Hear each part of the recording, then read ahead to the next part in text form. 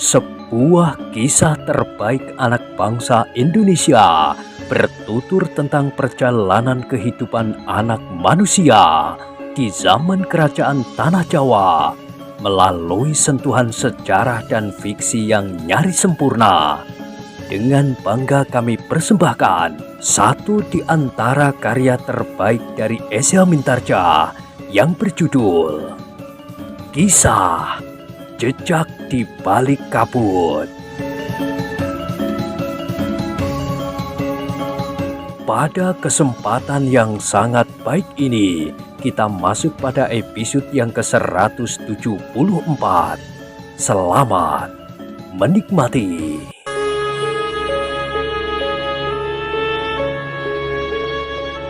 Pada episode sebelumnya telah diceritakan, sebenarnya lah sejenak kemudian Ki Bekel pun benar-benar pergi ke biliknya. Ia sudah berpesan kepada Nyi Bekel dan kepada pembantu-pembantunya agar Ki Bekel itu dibangunkan pagi-pagi sekali. Yang tentu akan bangun pagi-pagi adalah anak-anak muda pengembara itu, berkata Nyi Bekel. Mereka tentu tidak berani membangunkan aku. Baiklah, aku akan berusaha untuk bangun pagi-pagi. Namun sebelum Ki Bekel tidur, terdengar pintu peringgitan diketuk keras-keras. Siapa? Bertanya Ki Bekel yang matanya sudah redup. Ki Bekel, buka pintunya. Ki Bekel termangu-mangu sejenak, sementara Nyi Bekel berdesis. Siapakah mereka, Kakang? Nampaknya bukan orang padukuhan ini. Suaranya terdengar keras dan kasar. Karena Ki Bekel tidak segera menjawab, maka terdengar lagi pintu itu diketuk semakin keras. Buka pintunya, Ki Bekel! Kau dengar? Siapa kau? Bertanya Ki Bekel. Buka dahulu pintunya. Ki Bekel akan tahu siapa aku. Meskipun Ki Bekel terhitung orang yang malas, tetapi ia bukan seorang penakut. Karena itu maka ia pun segera bangkit. Disambarnya sebatang tombak pendeknya. Kemudian melangkah keluar dari biliknya menuju ke pintu peringgitan. Hati-hatilah, Kakang. Masuklah ke dalam biliknya, desis Ki Bekel. Perlahan-lahan Ki Bekel pun melangkah ke pintu. Diangkatnya selarak pintunya.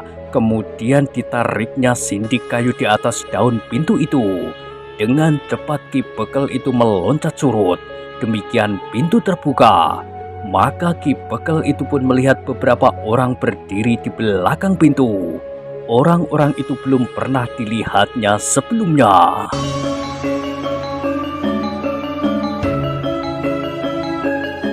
Namun ketika seorang di antara mereka akan melangkah masuk, Ki Bekel itu pun berkata, "Berdiri saja di situ." Orang itu tertegun. Ujung tombak Ki Bekel merunduk setinggi jantung orang yang berdiri di depan pintu itu. Siapa kalian? Dan untuk apa kalian datang malam-malam begini? Orang itu memandang wajah Ki Bekel dengan tajamnya. Namun ia tidak melihat kecemasan membayang di wajah itu. Ki Bekel, berkata orang yang berdiri di paling depan. Sebenarnya kami tidak berurusan dengan Ki Bekel. Jadi kenapa kalian kemari? Kami berurusan dengan Wijang dan Paksi, dua orang yang mengaku sebagai pengembara. Ada apa dengan mereka? Bukankah mereka bermalam di sini, bukan di Banjar? Iya, malam ini mereka memang berada di sini. Serahkan kedua orang itu kepada kami. Kenapa aku harus menyerahkan mereka? Mereka telah melakukan kejahatan di Kademangan kami. Kejahatan apa?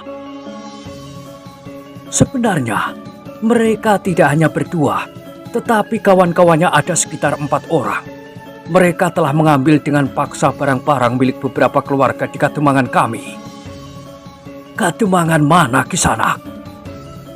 Kami adalah orang-orang dari Kademangan Randu Cawang. Ki Bekel termangu-mangu sejenak. Ia teringat kepada penuturan beberapa orang tentang pemerasan yang terjadi di sebuah padukuhan di Kademangannya.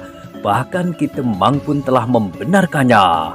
Tetapi ciri-ciri orang yang memeras dan merampas beberapa barang berharga itu tidak seperti yang nampak pada kedua orang pengembara yang masih muda itu.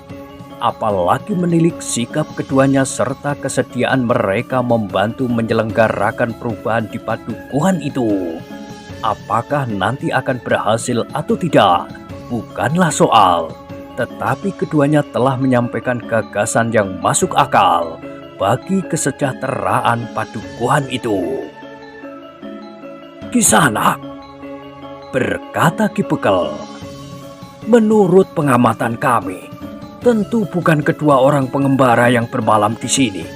Jika Kisanak orang Randu Cawang, Kisanak tentu sudah mendengar bahwa salah satu padukuhan di Kademangan kami juga pernah didatangi beberapa orang yang memeras dan bahkan katakan saja merampok beberapa orang penghuninya.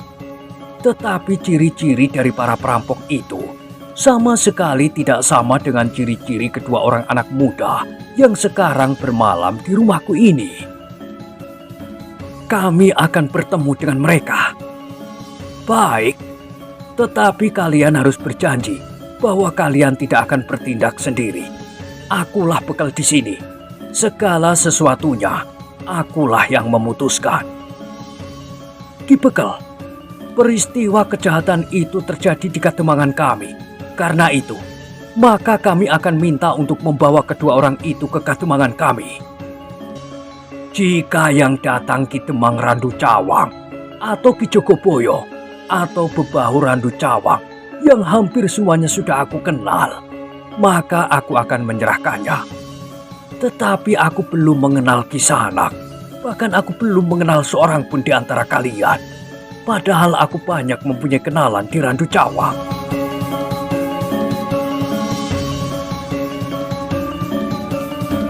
Ki Bekel, aku adalah utusan Demang Randu Cawang itu.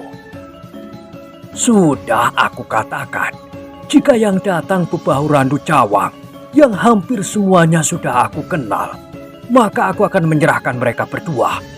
Tetapi aku tidak akan menyerahkan mereka kepada orang yang tidak aku kenal. Ki Bekel, kami datang dengan membawa kuasa dari Ki Demang. Itu tidak ada bedanya dengan Ki Demang sendiri yang datang kemari. Apakah kalian dapat membuktikan bahwa kalian telah mendapat kuasa dari Ki Demang? Ki Demang hanya memberikan perintah lisan. Karena itu, aku tidak dapat menyerahkan mereka. Jangan berkeras, Ki Bekel. Aku akan bertindak sebagai seorang Bekel di sini. Ki Bekel, jika Ki Bekel berkeberatan untuk menyerahkan keduanya, maka kami akan terpaksa mempergunakan kekerasan. Ki Bekel menjadi tegang. Ujung tombaknya pun menjadi bergetar. Dengan nada tinggi ia pun berkata, jika kalian juga akan merampok seperti orang-orang yang kalian cari itu. Kami tidak merampok, tetapi kami sedang berusaha menangkap perampok. Tetapi cara yang kau pakai tidak ada bedanya dengan cara seorang perampok. Bahkan kau akan merampok wewenangku di padukuhan ini. Terserah saja apa yang akan Ki Bekel katakan. Tetapi kami akan mengambil kedua orang anak muda itu dan membawa ke Randu Cawang. Tidak. Besok aku akan menemui Ki Demang Randu Cawang. Aku sendiri akan membawa kedua orang anak muda itu dan menanyakan kepada Ki Demang apakah benar mereka yang dicari. Aku tidak mau menunggu sampai besok. Aku akan membawa mereka sekarang. Jika demikian, pengakuan kalian sebagai orang Randu Cawang justru meragukan. Percaya atau tidak itu terserah saja kepada Ki Bekel. Tetapi yang penting, kami akan membawa kedua orang itu. Tidak, aku tidak akan menyerahkan mereka. Ki Bekel, bukankah selama ini tidak ada persoalan di antara kita? Jika Ki Bekel tidak mau menyerahkan keduanya, maka akan timbul perselisihan antara Ki Bekel dengan Ki Demang di Randu Cawang. Aku tidak yakin besok aku akan pergi ke Randu Cawang. Kami tidak dapat menunggu sampai esok. Serahkan keduanya sekarang, atau Ki Bekel akan menyesali kekerasan hati Ki Bekel itu. Aku tidak akan menyesal. Tiba-tiba saja orang itu bergeser mundur selangkah kepada beberapa orang yang datang bersamanya. Orang itu pun berkata, "Cari kedua orang itu. Ia ada di sini. Aku pikir keduanya ada di gandok kiri atau kanan." Namun mereka terkejut karena mereka mendengar suara diseketeng. "Kami ada di sini." Ketika orang-orang yang datang ke rumah Ki Bekel itu berpaling, mereka melihat dua orang berdiri di depan pintu seketeng. Remang-remang cahaya lampu minyak yang menyala di pendopo itu sempat menggapai mereka.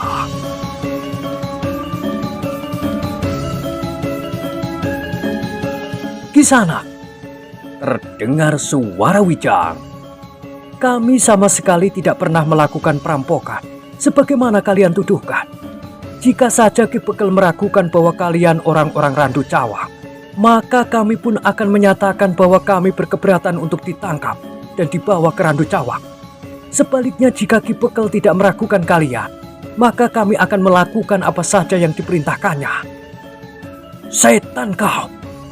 geram orang yang berdiri di depan pintu. "Tangkap mereka!" Beberapa orang itu pun segera menghambur berlari ke arah Wijang dan Paksi Pamekasan yang sengaja menunggu mereka di halaman. Orang yang berdiri di depan pintu itu masih berada di depan pintu. Kepada Ki Bekel ia pun berkata, "Ki Bekel, kami telah menemukan kedua orang itu. Sebaiknya Ki Bekel tidak usah ikut campur. Kami akan menangkap mereka dan membawa mereka ke Randu Cawang."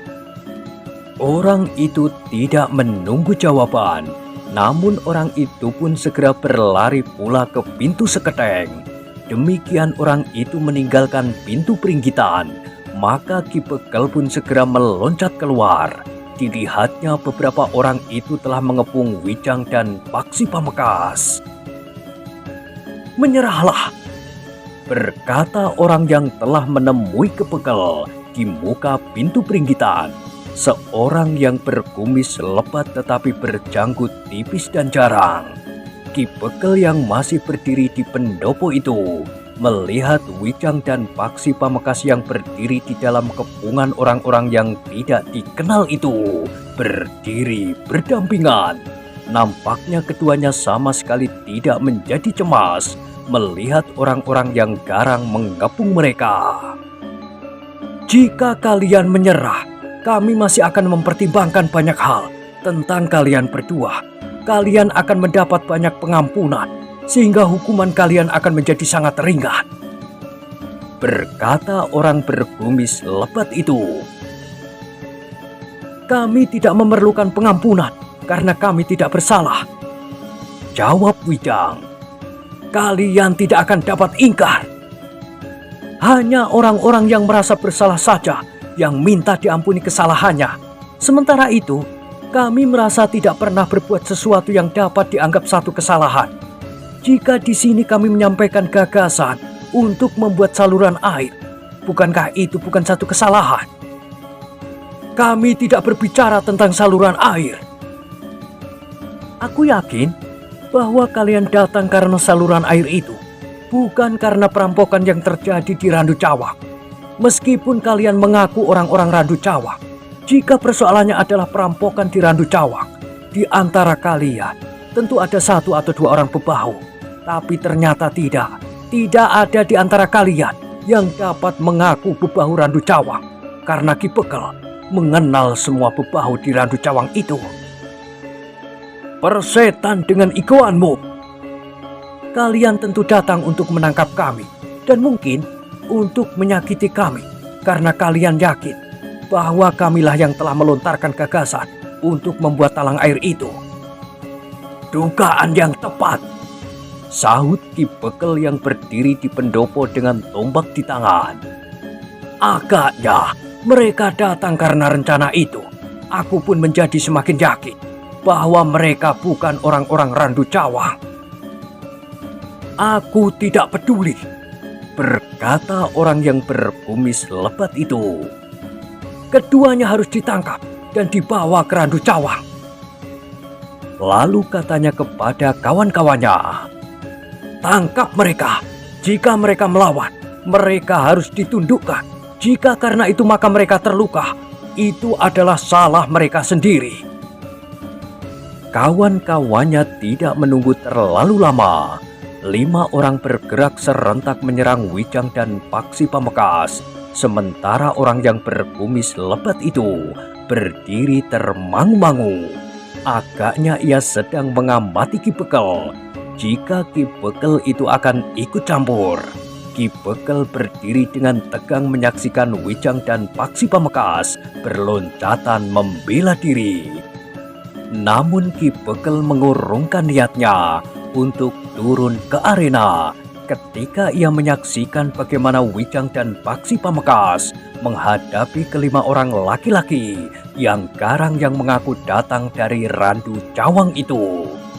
Dalam waktu yang singkat, seorang dari kelima orang itu terdorong beberapa langkah surut.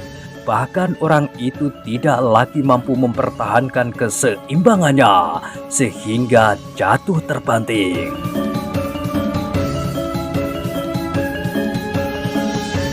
Namun orang itu pun segera bangkit berdiri, meskipun harus menyeringai menahan sakit di punggungnya, tetapi belum lagi mampu berdiri tegak. Maka seorang kawannya telah terlempar menimpanya, sehingga kedua-duanya justru jatuh berguling di tanah. Seorang di antara mereka mampu segera bangkit sambil menahan pinggangnya dengan tangannya, sedangkan yang seorang lagi baru kemudian tertatih-tatih berdiri. Sementara itu, ketiga orang kawannya justru telah mengambil jarak. Ternyata kedua orang pengembara itu memiliki kemampuan melindungi diri mereka. Seorang di antara orang-orang yang mengaku dari Randu Cawang itu menggeram. Ternyata dugaan kami benar. Kalian tentu bagian dari mereka yang telah merampok di Randu Cawang. Ternyata kalian mempunyai kemampuan dalam olah kanuragan, meskipun kasar dan liar. Apakah hanya perampok saja yang memiliki kemampuan untuk membela dirinya? Iya. Bagaimana dengan kalian? Apakah kalian juga perampok atau orang upahan yang kerjanya menyakiti orang lain untuk beberapa keping uang, bahkan untuk membunuh? Persetan kau orang-orang yang licik, geram orang itu. Semula kami memang tidak ingin membunuh kalian. Kami hanya ingin membawa kalian ke katemangan kami. Tetapi jika kalian bersikukuh untuk menolak, bahkan melawan, maka mungkin saja kalian akan mati di halaman rumah Ki Bekel ini.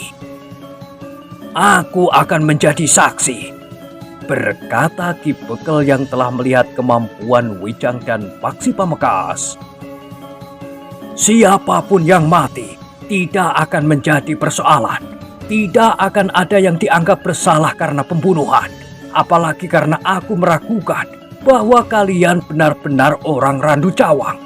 Seandainya benar kalian orang-orang Randu Cawang, aku akan memberi penjelasan kepada Ki Tembang Randu Cawang bahwa kalian telah melanggar unggah-ungguh dan paugeran padukuhan ini. Orang yang berkumis lebat dan berjanggut tipis itu pun menggeram. Ki Bekel, jika kau tetap melindungi kedua orang itu, maka kau akan kami anggap ikut bersalah. Siapa yang melindungi para pengembara itu? Bukankah aku berdiri di sini dan tidak berbuat apa-apa? Kawan-kawanmu itulah yang harus bertanggung jawab jika mereka tidak berhasil menangkap kedua orang pengembara itu apapun alasan kalian yang sebenarnya." Orang yang berkumis lebat itu menggeram, tetapi ia tidak dapat mengingkari kenyataan yang dihadapinya. Kedua orang pengembara itu tidak mudah untuk ditaklukkan, apalagi ditangkap dan dibawa keluar dari padukuhan. Dalam pada itu, kedua orang yang jatuh berguling itu sudah bangkit kembali. Mereka menggeliat untuk melenturkan tubuh mereka yang terasa sakit. Seorang di antara kedua orang itu pun tiba-tiba saja menarik goloknya sambil menggeram. "Aku tidak peduli apakah aku harus menangkapnya hidup-hidup atau mati, tetapi aku akan membunuh mereka berdua." Orang yang berkumis tebal itu pun berkata kepada Ki Bekel, "Lihat Ki Bekel, orang-orangku sudah kehabisan kesabaran. Apa yang harus aku lakukan? Bukankah aku sama sekali tidak menghalangi usaha kalian untuk menangkapnya? Ki Bekel dapat memerintahkan mereka untuk menyerah. Mereka bukan orang-orangku. Aku tidak dapat memerintah mereka. Seandainya itu aku lakukan, mereka pun berhak untuk tidak mentaati perintahku. Tetapi padukuhan ini berada di bawah perintah Ki Bekel. Apakah dengan demikian mereka harus tunduk kepada perintahku? Bukankah itu wajar? Jika demikian, kenapa kalian tidak menurut perintahku? Jika kalian menurut perintahku, tidak akan terjadi pertempuran di sini. Sementara itu, aku akan dapat membawa keduanya menghadap Ki Demang di Randu Cawang." "Persetan!" geram orang yang baru saja terpelanting jatuh, sehingga pinggangnya terasa sakit sekali. "Aku akan membunuh mereka."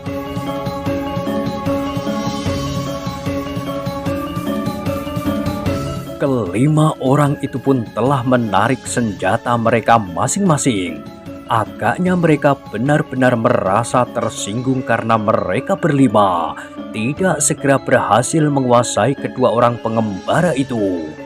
Sejenak kemudian, maka kelima orang itu pun telah berloncatan kembali di sekitar Wijang dan Paksi Pamekasan. Namun di tangan mereka sudah teracu senjata mereka masing-masing. Paksi Pamekasan termangu-mangu sejenak. Meskipun sejak semula ia sudah memegangi tongkatnya, namun ia masih belum mengerahkan kemampuannya.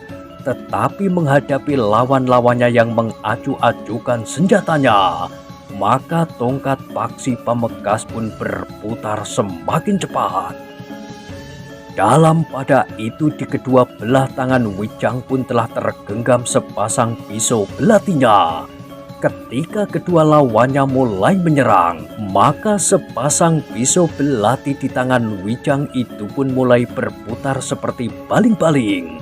Ki Bekel yang menyaksikan pertempuran yang terjadi di samping pendopo itu menarik nafas dalam-dalam. Ia pun yakin bahwa kedua orang pengembara itu ternyata memiliki ilmu yang tinggi, sehingga Ki Bekel sendiri tidak perlu turun dan melibatkan diri ke arena. Siapakah sebenarnya keduanya? Pertanyaan itu mulai menggelitik jantung Ki Bekel itu. Namun Ki Bekel pun yakin bahwa kedua orang itu tentu bukan bagian dari para perampok yang manapun juga. Bahkan Ki Bekel pun menjadi semakin yakin pula bahwa orang-orang yang datang itu bukan orang-orang Randu Cawang. Mereka tentu diupah untuk menangkap Wijang dan Paksi Pamekasan serta mengancamnya, mungkin dengan menyakitinya atau melukainya, agar mereka tidak lagi memimpin pembangunan talang air dari bambu sebelum padukuhan itu dapat membuat parit yang baru atau memperbaiki dan memanfaatkan parit yang sudah ada tetapi rusak serta menyempurnakannya. Dalam pada itu, pertempuran itu pun menjadi semakin sengit. Senjata pun terdengar berdentang beradu. bunga-bunga api berloncatan di keremangan cahaya lampu minyak dari pendopo. Namun Ki Bekel tidak lagi merasa cemas. Beberapa kali orang-orang yang bertempur melawan Wijang dan Paksi itu terdesak beberapa langkah surut. Meskipun mereka mengerahkan segala kemampuan mereka, namun mereka tidak mampu menguasai kedua orang pengembara yang akan mereka tangkap itu. Dalam pada itu, orang yang berkumis lebat itu pun menjadi cemas. Ia pun dapat melihat bahwa orang-orangnya justru mengalami kesulitan. Apalagi ketika orang itu mendengar seorang di antara kelima orang itu berteriak nyaring. Ujung pisau belati Wijang telah menyentuh bahunya sehingga kulitnya telah terluka. Meskipun lukanya tidak begitu dalam, tetapi darah pun telah mengalir dari luka itu, dibasahi oleh keringatnya sendiri. Maka luka itu terasa nyeri sekali. Sementara itu seorang yang lain telah jatuh menelungkup. Tongkat Paksi Pamekasan yang mengenai punggungnya itu telah mendorong orang itu demikian kerasnya, sehingga orang itu tidak mampu untuk tetap tegak berdiri. Dengan derasnya ia terdorong dan jatuh menelungkup. Wajahnya tersuruk menggores tanah yang keras berdebu, sehingga dahinya telah tertoreh beberapa larik luka. Ketika orang itu bangkit berdiri, maka darah telah meleleh di wajahnya. Orang itu menggeram, kemarahannya telah membakar isi dadanya. Darahnya yang bagaikan mendidih itu telah memanasi seluruh tubuhnya.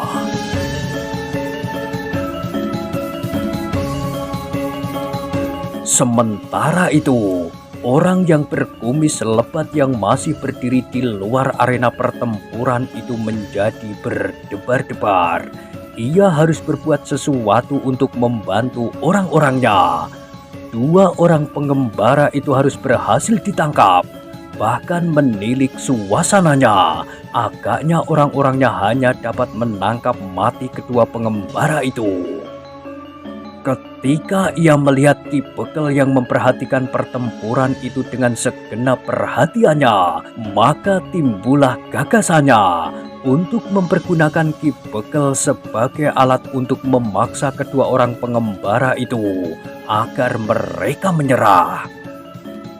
Aku akan menguasai Ki Bekel. Jika keduanya tidak bersedia menyerah, maka taruhannya adalah nyawa Ki Bekel itu sendiri, berkata orang berkumis lebat itu di dalam hatinya. Karena itu, selagi Ki Bekel memperhatikan pertempuran itu dengan seksama, maka orang berkumis lebat yang telah menarik pedangnya itu tiba-tiba saja telah meloncat. Ia berniat untuk memukul tombak Ki Bekel agar tombak itu terjatuh, kemudian menempelkan ujung pedang dan memaksa kedua orang pengembara itu menyerah. Tetapi ternyata Ki Bekel sempat melihat gerakan orang itu. Karena itu ketika orang itu mengayunkan pedangnya memukul ujung tombak Ki Bekel, maka Ki Bekel sempat menarik tombaknya sehingga pedang orang berkumis lebat itu tidak menyentuhnya.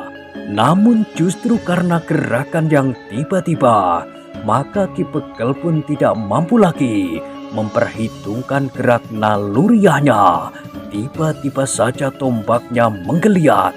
Dengan cepat Ki Bekel itu telah menjulurkan tombaknya langsung ke dada orang yang meloncat ke arahnya itu.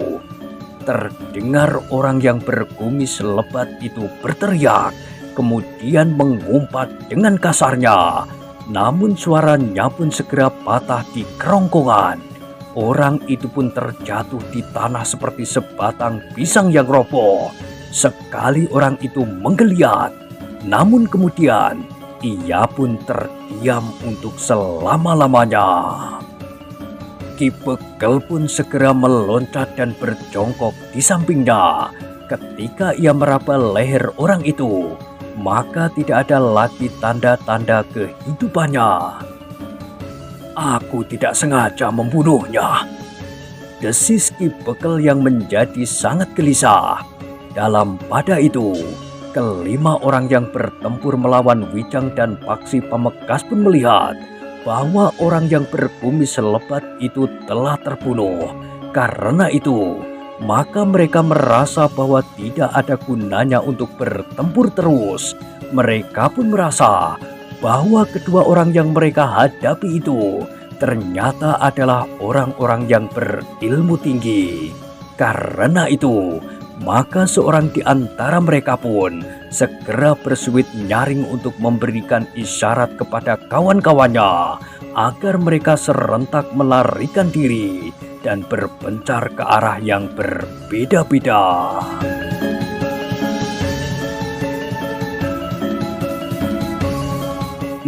Nah, bagaimanakah kisah selanjutnya? Silahkan ikuti terus kisah Jejak di Balik Kabut pada episode berikutnya. Sampai jumpa.